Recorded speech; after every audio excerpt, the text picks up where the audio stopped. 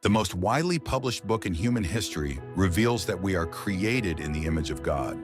Throughout our human journey, each encounter is an opportunity to see the shared humanity in ourselves and others.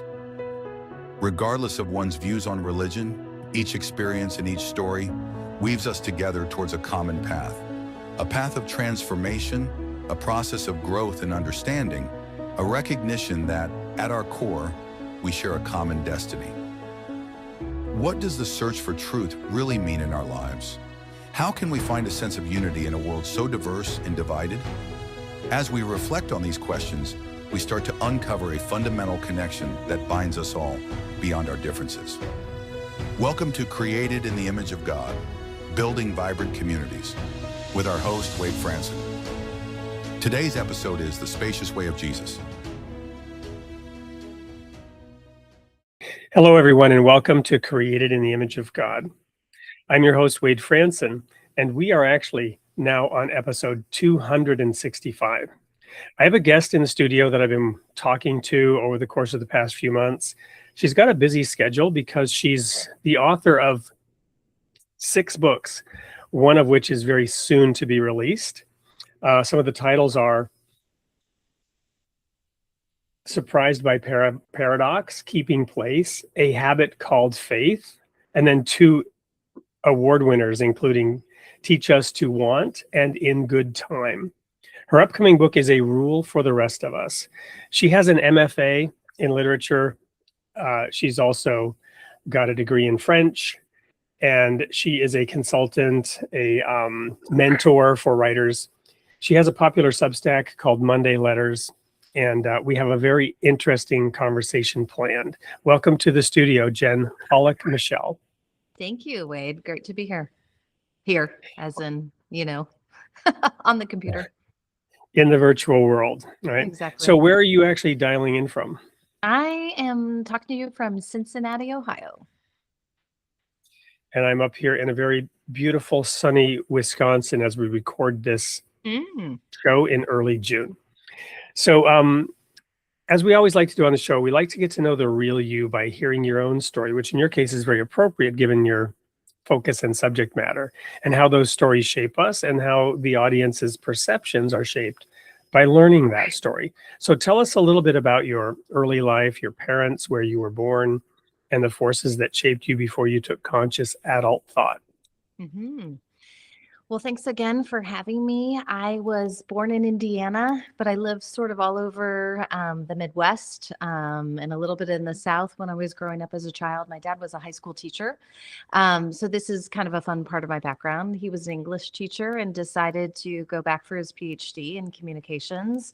So we followed him as a family to, some educational stops and then to some first professorships. So I would definitely say that my mom and my dad were readers and actively encouraging me to read, and even my dad to write. He was the kind of dad and father and husband who would write poems for your birthday, usually mostly for my mom. But, I remember even just like my senior year of high school, wrote me a long letter. So words were just a part of our family, which isn't to say that I necessarily exactly saw myself where I am today, but it is fun to kind of look back and see some of those early seeds, I guess, of writing and reading. I was raised in a Christian family, so grateful for that. We were at church all the time. It was the days of like, you go Sunday morning, Sunday evening, you go Wednesday evening, you go to the youth group events if they're on Fridays or Saturdays. So we spent a lot of time at church. I spent a lot of time, learning the Bible when I was a kid, being in sword drills and, finding Matthew 5 very quickly and stepping forward in the line because that's where the Sermon on the Mount was. But I was one of those kids. I would say in my early childhood, I was like, yeah, Jesus is real and Jesus is great. But then as an early teenager, like I will follow Jesus when my life has to naturally be boring. I think I had just a very typical sort of early teenage experience of like, I want to experience the world, I want to have fun. And it's not that I don't believe in Jesus. I just find, I think I would prefer to follow him when I'm like 30. And I think it's interesting to think about, the first moment of adult conscious thought, because I really do think it actually corresponds to my conversion to true personal faith in Jesus at the age of 16. I was attending a church. My youth group was going to camp.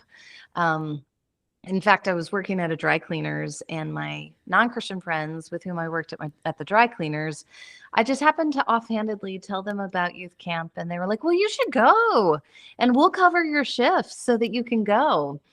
And I went, and not really necessarily thinking that was going to be a life-changing moment, but it really was, and it was very simple. It wasn't really an emotional talk that anyone gave. It really was an encounter, I would say, with Jesus, in a quiet moment, hearing him ask, I think, the questions that he puts to the early disciples. What do you want? Where are you headed? And will you follow me? And I think I just, knew. I mean, it was like, spiritual illumination. The scales fall off your eyes and you sort of realize what I'm doing now is not really what's satisfying me. I think about the psalmist who says, you make known to me the path of life. In your presence, there's fullness of joy. And I think I was chasing a lot of pleasure, but because I was just sort of like that prodigal kid of like, go to church on Sundays and, live the rest of the week as you wish. But just knowing that wasn't really satisfying. And so that's sort of me up until the age of 16, I guess I would say. Well, thank you. I'd like to unpack just a couple of aspects of that. One is you mentioned two things which are a little bit in conflict. One is that the 16-year-old experience at camp was transformational, but then still as you emerged into full adulthood, it was like, let's put that on hold because it's boring, right? So I want to just sit with that for a moment in the context of, was it the fact that church and the way that religion is presented is maybe a bit narrower than the fullness of life as God intended? That's a great question. Well, I probably didn't tell the story exactly correctly. 16 was the moment when I up until 16, I would say 14, 15, 16, just really thinking like, I will come back to Jesus when I'm 30. I don't want to follow Jesus. I think he's real. I actually think all of the claims that he makes are true. I just don't, my heart's desires are not aligned with the call of Jesus until that moment that I described. But why, why did I think that? I think that's a common misconception. I think part of it is growing up in a tradition that, was fairly rules based, I guess, which is sort of interesting that I'm writing a book with rule in the title. But I think it was really an idea that faith was about restriction. It was about the things you couldn't do, and that would be ultimately good for you into eternity. But I couldn't lay hold of a goodness beyond, kind of like heaven. And I think it was truly, whether or not that was me just sort of mistaking what people were actually saying, or whether it was, I do think there was a bit of, get your ticket to heaven, follow Jesus so that you know where you will spend eternity. But I don't know that I understood the connection of like why the invitation to follow Jesus was actually good for now too.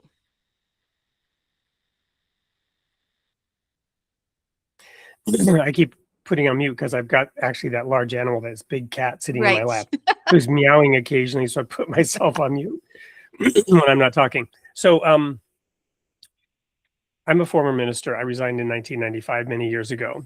But it's always surprising to me how people, especially maybe children who grew up, remember things differently than they actually were. And it's, it's like you come back to a house where you're a kid and suddenly this house is so small when you remembered it being so big.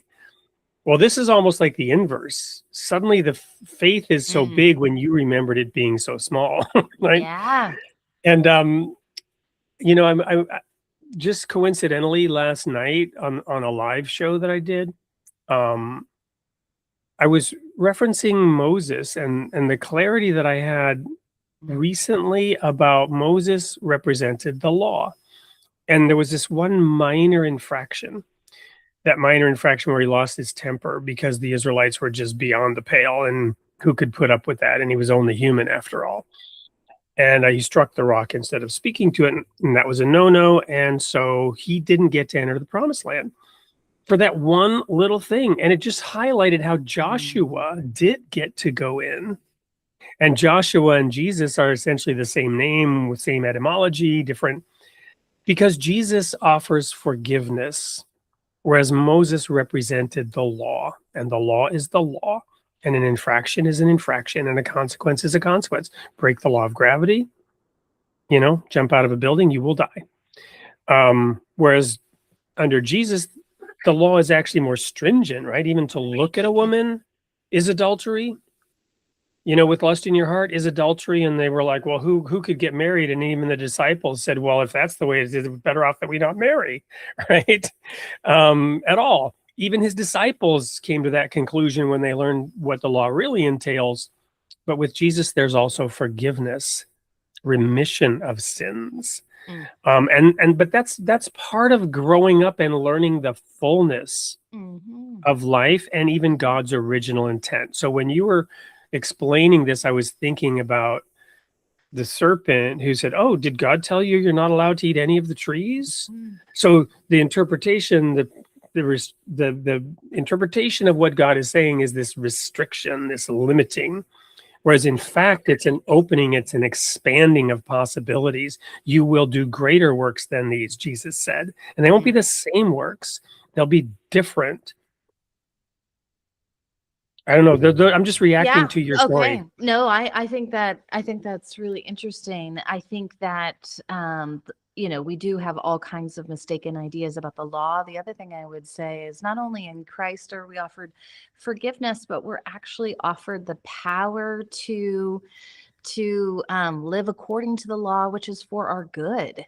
And I can remember a little, we have these like truisms, I guess, that we sort of grew up with. I say we, but maybe this wasn't true for you, but like one of them being something like choose to sin, choose to suffer. And I think there was a way in which, as a child, I thought, choose to sin, choose to suffer, because God somehow is up there with like his, like, I don't know, like stock of inventory of lightning bolts that he's ready to, send down upon the sinners. And so you get this idea that you don't, what you don't understand, and what I understand now is, choose to sin, choose to suffer, because suffering is like sin is always a suffering. When we walk in congruence with God's commands, when we obey him, joy is actually waiting there for us, and so joy and suffering aren't these just sort of like extraneous things. They're actually inherent to the thing. So joy is inherent to obedience, which isn't to say, that's not to say that, we don't suffer sometimes in the midst of obeying. But I think there's a deep joy in knowing the presence of God, the promises of God, even in the midst of some temporary, some suffering.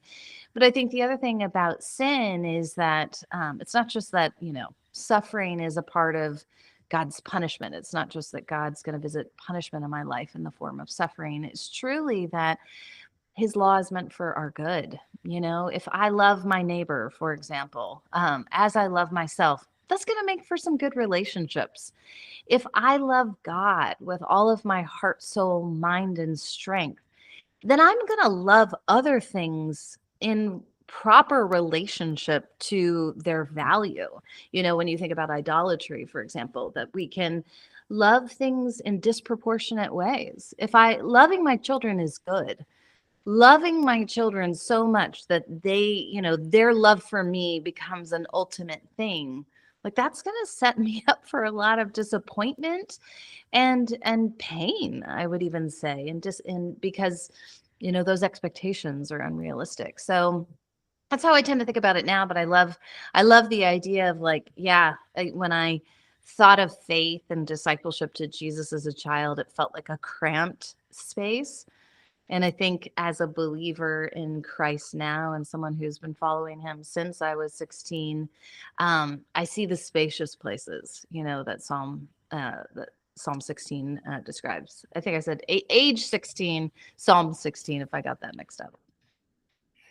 Wonderful. Well, we're going to go to a quick commercial break. When we come back, we're going to learn what you then did with this epiphany post 16. And I'm glad we clarified that. I now know it didn't take you till 30 to get serious about this.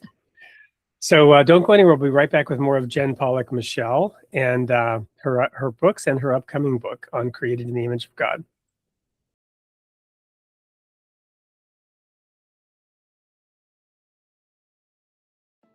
Philip Yancey's gripping memoir, Where the Light Fell, unravels his transformative journey from a strict southern USA upbringing to a life devoted to grace. Amidst a church portraying God as a stern enforcer, Yancey humorously labels himself in recovery from a toxic experience. Early encounters with contradictions led him to explore through books, challenging his upbringing, and eventually questioning his faith. Yancey's return to faith unfolds gradually, marked by encounters with a world different from his teachings. Resonating with millions through bestsellers like Disappointment with God, his memoir reflects on this journey as a prequel, tracing his evolution from fundamentalism to a life dedicated to unraveling Christianity's deepest mysteries. Brace yourself for a captivating book that promises reflection and inspiration. Where the Light Fell by Philip Yancey. Available now. Welcome back to Created in the Image of God. I'm here with Jen Pollock Michel, and we were just talking about her early years and the 16-year epiphany of expanding in her view on how to approach her walk with Jesus and her walk in faith. So Jen, what happened at age 17, 18, 19 that then led to you studying what you did and writing what you did? Mm-hmm. It's interesting, actually, that we touched on suffering because I hadn't really thought about how it was going to lead into the next phase. But I, like I said, became a Christian at the end of my sophomore year of high school, between sophomore year and junior years of high school. Had wonderful mentorship through my church, through Young Life, and went to Wheaton College. And then my freshman year at Wheaton, in the spring of my freshman year, my dad suddenly died. So here I was, sort of like thrust into like life beyond your control. And I think that I can look back on that now, I mean, like 3 decades later, and see, I mean, I see the pain in a different way than I did then. I mean, I think when you're 18 going on 19 and you suffer, you know, something as sudden and tragic as that, you want to kind of just move beyond it. You don't want to be vulnerable. You don't want people to pity you. You know, I think I really felt like that at Wheaton. Not that people did pity me, but I mean, it was a wonderful community. And when I think about how God very providentially put me in a loving Christian community for my college years, like that was such a gift. But I, you know, kind of wanted to quickly move past it. And I think, honestly, it's been through my writing where I've sort of returned to the early griefs in my life. That wasn't the only early grief in my life. I can get there, you know, basically I married right out of college, married a wonderful man. We met on a missions trip to Africa through Wheaton. I think at that stage of my life, I was wondering whether or not God was calling me into some kind of full-time ministry. And because I was in a tradition that didn't ordain women, I thought, well, I guess I just have to be a missionary. I didn't have a lot of categories for what that would look like. Went on this summer missions trip with the man who is now my husband. And I think, just had to kind of resolve the question, like, I don't know what God has for my future, but I think he's a part of it. So a year after we were married, my brother actually committed suicide. So I, had the early death of my dad when I was 18 going on 19, and then I'm 23, and my brother has taken his life. And I think it's those early griefs in my life truly that helped me to see like the nearness of God in the valley of the shadow of death. And I look at Was your brother yeah. older or younger than you? Yeah, my brother was older. My brother didn't go to college. We were very different. I think right now, kind of in our moment now, looking back, I could see probably had some sort of diagnosis, like mental health challenges, but probably also just some social and learning challenges that made it difficult for him to find his way in the world. And then there were drugs involved and alcohol, and I mean, just it was a very toxic brew of, pain. I think pain and addiction. But I just experienced God's goodness and God's comfort and God's nearness in like the bottom, at the very bottom of life. Again, like when I'm 23, I'm a new teacher. I was teaching high school French and English. So, you have to kind of keep going. You don't get to stop your life just because you've suffered a terrible grief. And like I said, I think it was in my later writing that I kind of returned to what all of that has meant for my life. But when I think about grief, it's certainly a huge thread in all of my writing. I didn't really expect that I would become a writer. I was a teacher. I started to have children. I quit my teaching role. I wanted to be home with my children. I started to teach a little bit at a community college, started to do some editing. The editing turned into writing.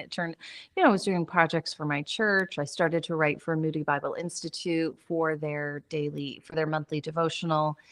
And that kind of led up to the moment where, I had my idea for my first book. And I can get into that. But I think I like to tell this story because I think it can be encouraging for people to know that you don't set out at 23 always knowing, where the path is going to take you and where God's going to lead. He's leading. He's leading into paths of righteousness for his name's sake, but you just kind of follow. And there are twists and there are turns and there are blind corners and there are switchbacks. And so where I am now feels like a great gift of providence. Well, a couple of thoughts on that. One is that I explained the ethos of this show. What is it that I'm trying to do with created in the image of God? Is that parable of Jesus where there's a woman who has 3 measures of meal. And I had traditionally thought that this was, a loaf of bread, 3 measures, 3 cups.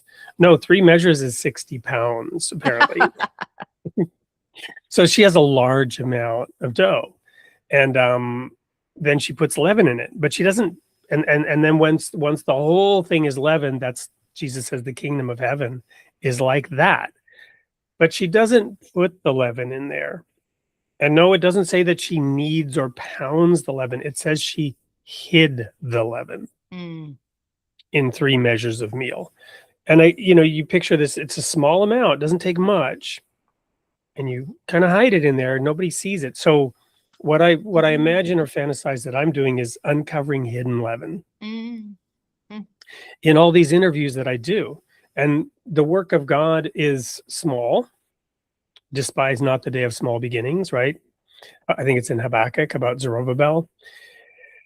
Building the temple. It doesn't look like much. It says they rejoice when they saw the plumb line in his hands. Just even seeing the plumb line causes the people to rejoice, right? When you write about the rules for the rest of us or whatever else, it's a piece of that hidden leaven that's going to do its work somehow. Mhm. And and the other thought I had along the way is this other verse that is, I think I'm beginning to understand it a little bit better, but it was puzzling when I first really focused on it. Jesus learned obedience through the things he suffered. Mm. Why does Jesus need to learn anything? Mhm. And why does he especially need to learn obedience? Mhm. And why would he have to suffer to learn that? Mm. I hope you're not asking me. No, this Okay, is good. rhetorical questions, right? Okay, very good. It's Very like, good. what is the sound of one hand clapping, right? It's a Mhm. cone. It's something to chew on. Mhm. Mhm. It's incredible to think about Jesus learning, and I think he had to learn because he was human. I think one of the kind of big themes of probably the last 10 years is accepting how human I am, how human the spiritual life is, and the spiritual journey is. And that means fits and starts, that means limitations, that means confusion and perplexity and learning. I mean, when you think about learning, it's never like, just the steep uphill climb. Like I know nothing and now I know everything. When you truly are learning, you learn something and then it only produces more questions for you to recognize that you actually don't know what you thought you knew previously. And so I am encouraged, I'm just so deeply encouraged that God chose to take on human form to sort of live within the limitations of being human, certainly without sin. But even our limitations sometimes feel like, they feel like a suffering, and they're only, I guess, a suffering insofar as that we are impatient with them. And so I feel like my spiritual journey over the last 10 years has, like, I'm growing more hospitable to being human. And I think that means being more patient with myself, believing far more strongly in the generosity of God's grace, and kind of allowing myself the fits and starts of what even each day can kind of look like. Well, thank you so much for that. And in terms of this learning experience, was there a progression to the books? Is Mm. it more like tacking into the wind? You go to the right for a while, you go to the left. How do multiple books like that unfold? And is it Mm. leading you or us or somewhere? Yeah. Oh gosh, I don't think I'll ever be important enough for people to ask this question, but I think it'd be a fun one for somebody to try to like read and see the theme. The way that I see it is that each book leads into the next one. So the first book is the book that it's just a question that had me really tangled up in the spiritual life. How do we learn how do we deal with desire in the life of faith? I think because of that narrow room I was talking to you about, I always thought desire like there was no space for it, right? I mean, the Christian life, as I understood it, in my early Christian walk was don't want anything, just pray for the Lord's will to be done. And that is, I mean, praying for the Lord's will to be done and wanting the Lord's will to be done is ultimately what we should want. But we have all kinds of other desires and we don't necessarily know what to do with them. And so that first book is about the call and the caution of desire, and truly believing that, no, there's a call to desire, because when you want something, you will pursue it. You will stay committed to it. So we should be seeking that all of our desires, we should be seeking the cultivation of holy desire. So the second book is about the desire for I, home. Yeah, go I, ahead. I want to pause you there for a moment because a Mm. number of thoughts are coming. One is this. I think I remember from like when I was 8 and had a book on dinosaurs that the Precambrian area saw an explosion of life, right? Mm. Now, this is apart from God, it's evolution, whatever. But so going back to the Garden of Eden, when God is explaining creation, yeah, that desire that's inherent in every living thing, there's a kind of desire that Mhm. propels it forward, that Mhm. leads to self-preservation. And that also leads to diversity, right? Because there's a diversity of directions you can go in, Mhm. and God wants that diversity, Mhm. right? He wants that diversity. And the other piece to this is that the word desire is a fractal in the early verses of Genesis, because Eve desires the fruit. Mm. Then the result is her desire will be to her husband, and he will rule over her. It says this is the consequence. This is that. What did you say? This brilliant phrase, which I've already have forgotten. Sin causes. What was that phrase? The truism, like choose to sin, choose to suffer. Choose to sin, choose to suffer, right? So you chose to sin. Here's the suffering you have now chosen. Your desire will shift away from me. You've lost sight of me. You'll turn to your husband and he will rule over you. This is the consequence. But then you have, and she will have pain in childbirth. But the biggest pain that came from childbirth was watching her oldest son kill her younger son. No greater pain than that, right? And then God says, sin lies at the door and its desire is for you. So the same word desire keeps repeating as a fractal. And then in Buddhism, desire is the source of all suffering. So yeah, this is a profound start. But then you fast forward to Paul, and these are all things that I'm learning through having these discussions. You fast forward to Paul, and he says strong meat belongs to those who by reason of use have exercised their senses to discern good and evil. Hearkening back to that tree, her desire to eat of the tree desired to make one wise and to be like God, to know the difference between good and evil. So Paul kind of wraps it up and says, under the new Adam, you better go eat of that tree now with the Holy Spirit and figure it out. It was always going to be a long road to hoe. That was Adam's curse, right? Earth will produce thorns and thistles. In the sweat of your brow, you will earn your daily bread, trying to keep this woman and yourself and everybody else around you happy. And you won't, because no one's turning to me and I'm the source of happiness. They're going to look to you. You're going to try to provide it. You're going to work your fingers to the bone, trying to keep people around you happy. It's not going to work. This is the result. But then along comes Jesus and explains and unpacks the law, adds the element of forgiveness, and says, now go eat of that fruit. And with your senses, by reason of use, discern good and evil. Dig into it now. And now with the Holy Spirit, it will start to make more sense and you can unfold it and unpack it. This is sort of my take on this whole topic. Yeah.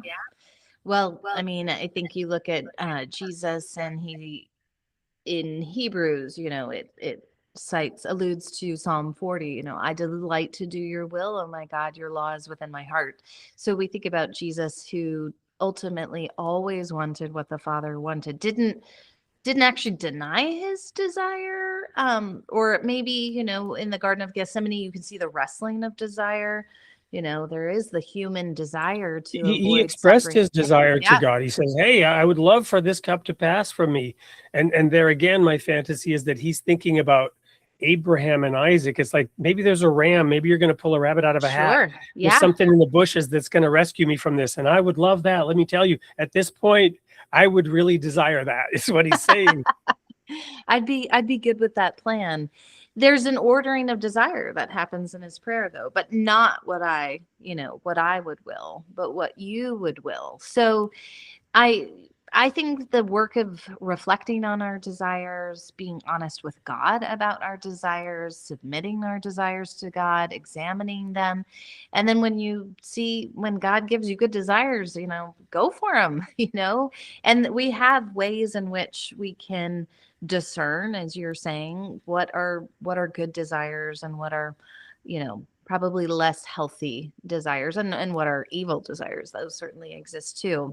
But the second book, is the desire for home. And I think the gospel really does answer our deepest longing for home, and see how fruitful that can be. I think for, whether you're just sharing with your neighbor about the gospel, you're a pastor, you're an author, when you can connect people's deepest human desires with the promise of the gospel, not your best life now, but do you yearn to belong and to be known and to be received? All the ways that we could think about what home actually means. Like, imagine that that is truly offered for you. So that book is so much about my own story of moving around. I moved around a ton, always felt so disconnected from, like, I never really felt like I had a home. And obviously part of that was in my childhood moving, but then in my later, early adulthood, that was grief. That was this idea, like, I'm disconnected from my family members with whom I've grown up. Like, how do I experience home now? And then when you get to the third book, it's about paradox, which is where we have, the both and, home is, for example, both here and later. I do believe there's a way in which we can experience like part of home here on earth through the presence of Christ, in the presence of God's people. And we can also, practice hospitality to others as an expression of the gospel. But ultimately, we know our home is not, we're not experiencing it in its fullness now. So that third book is about, and even desire is a paradox. There's a call and there's a caution.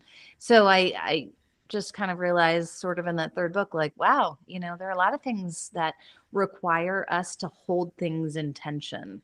Then, and one of those tensions is that faith is both a gift and faith is a habit, so that's the fourth book, A Habit Called Faith. This idea that, I was very curious because Blaise Pascal has this wonderful quote that I just ran across in a book. And he says, if you are kind of waiting for that mystical experience to convince you that your faith is real, but you haven't had it and you find yourself doubting the genuineness of your faith, just keep going to church. Keep, like, he was Catholic, keep taking the holy water, keep showing up for confession. And I think there's something really beautiful about that. There's a way in which sometimes our emotional expectations, the expectations that we put on faith, like it should feel like this, or it should produce these kinds of like tangible results. Well, sometimes you need to just be encouraged to just keep walking the walk. And so that's about habit. And then the last one is just habits to live better in time, because in the pandemic, I, like everyone else, experienced a kind of time anxiety that I've never felt before. All of my old solutions for dealing with time anxiety weren't working. And then I realized I just need a better story of time. I think that I need to receive time as a gift, but there's a paradox there too. There is this kind of scarcity of time. Mortal life, reveals to us time is scarce. And yet God's given us everything we need, for life and godliness, including the time to do the things that he's called us to do and become the kind of people that he's called us to become. So those are the first 5 books. We can get to the last one later.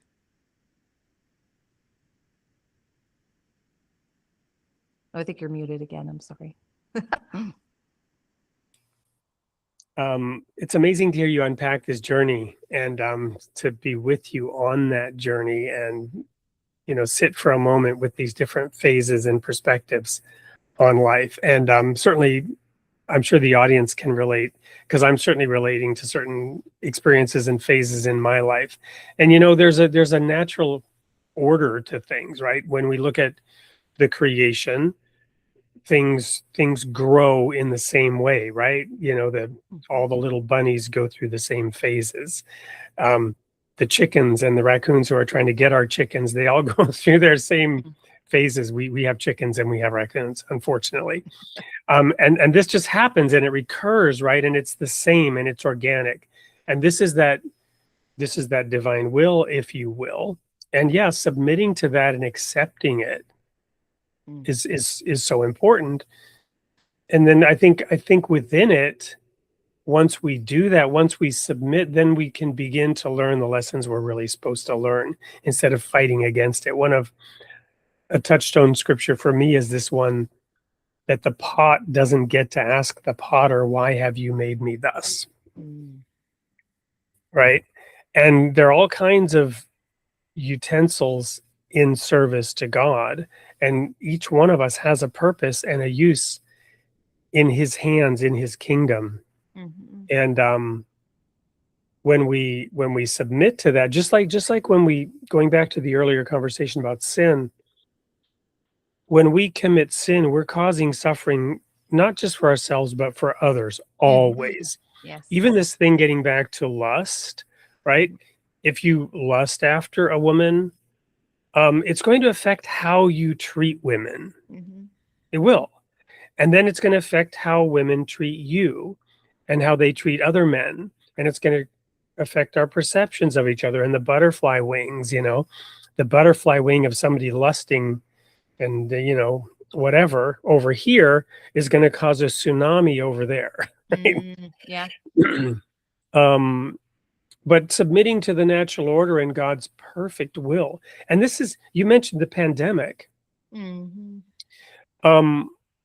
Things like the pandemic, climate change, these big societal questions. I mean, I reflect on how we have the 4 horsemen of the apocalypse in the book of Revelation, and today's science, which in a sense, I know this is oversimplifying, science, which in a sense rejects God, has become the new prophet of doom, right? Portraying that these 4 horsemen of the apocalypse are riding, the sun will be 10 times hotter, right? And it will destroy all life on earth, right? Gigantic hailstones will fall. You will succumb to diseases. So science is now, the purveyor of doom in the same way that the 4 horsemen of the apocalypse was, right? But these are very complex questions, which we're frankly not ready to really solve or tackle. And only through submission to the will of God can we, as a society, as a planet, learn how to appropriately tackle some of the challenges that will face us as we move forward as a species. And our own efforts to do so are often wrong-headed and causing more damage than good. I won't go into one way or the other into the debates around COVID and vaccines and climate science and carbon trading and the ins and outs of how we deal with it. First of all, what the problem really is, where the problem's coming from, what the solution to the problem is. But the truth is, if we all submitted to the will of God, we would solve those problems together. Interesting. Yeah. But they're hugely complex and they're beyond our current capability to do. We have to grow into the ability to handle these challenges together. And we're not doing a very good job because we're at war with each other over every little thing. Yeah. I mean, that's kind of a good segue into just the last book, which is just, thinking. Well, then let's quickly go to a commercial break. Okay, sounds good. And when we come back, we'll ask the question, where are you growing next, including that next book? Don't go anywhere. Be right back with more of Jen Pollock Michel. In a world where religions often talk past each other, what if we just sat down and listened? Facets of One is a simple devotional, bringing together scripture from the world's faiths, centered on one truth. God is one. From the Bible to the Quran, from Krishna to Christ, each voice speaks in turn, without argument, without division. You don't have to agree on everything. Just be willing to pray, to listen, and to come together. If you're longing for something deeper than noise and division, this is a different kind of conversation. Facets of One. Many voices, one God. Will you start a circle?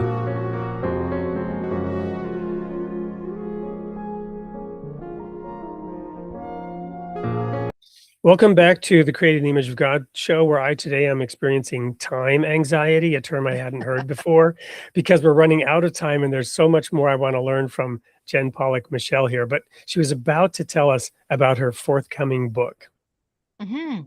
Yeah, well, you had just talked about how we seem to be losing the capacity to live well together.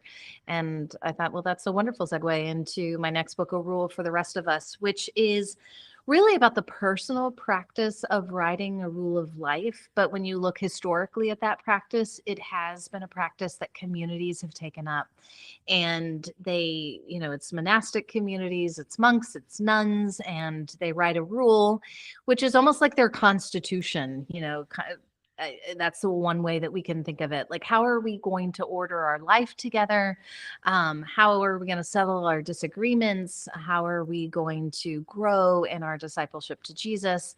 How are we going to do our work? How are we going to observe the church calendar? I mean, there are all kinds of practical questions, but it really is a document about our guiding values. It's like, what habits and practices will we take up according to our guiding values as believers and followers of Jesus? And it's very interesting when you think about modern people who are very interested in a rule. A lot of their interest is in, how did they do it? How did these communities of people make peace? How did they settle their disagreements? How did they learn to forgive each other? And in my book, I actually kind of examine a little more closely the Rule of Saint Benedict, which is a 6th century document, but it's almost it's as relevant today, I think, as it was really back then. And community is just such a huge theme of it. It really is asking and trying to answer the question, how are we going to get along? How are we going to, and not just get along so that we all enjoy life, but because we follow Jesus, who is the Prince of Peace. How do we actually make daily peace and repair in our relationships?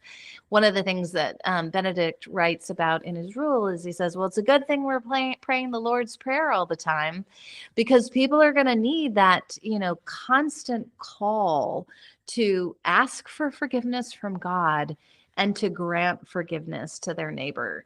I mean, he quite explicitly says it's a good thing. It's a good thing that's in the Lord's Prayer, and it's a good thing that we're saying the Lord's Prayer so many times a day, because we're going to need it. And so there's just an incredible amount of realism, I think, about the challenges of human community. So even though my book is not exactly about how to form that kind of community, I would say that it's about how to form that kind of life so that when you live in community, you have the requisite character, you have the requisite relationship with God that helps you deal with your human neighbors. And I think like I'm yearning for that. And I think other people are too. Amen to that. Did you at all reference, I'm going to go geek here for a moment. Okay, There's a please. scroll that was emerged from, I think it was Cave 4 in Qumran, the community scroll. You familiar with it? No, I'm not. So I did not reference it. This was revolutionary because here the community at Qumran documented exactly what you're talking about and the rules for how they would live in community life. And this was revolutionary in terms of understanding the evolution of rabbinic Judaism, and also the pattern that was laid down then also for communities within the Catholic Church and other religious groups. And anyway, it's fascinating. And then Jesus, of course, quotes, I think he quotes this, I think it's in the Old Testament, the way of peace they have not known, the way of peace they know not.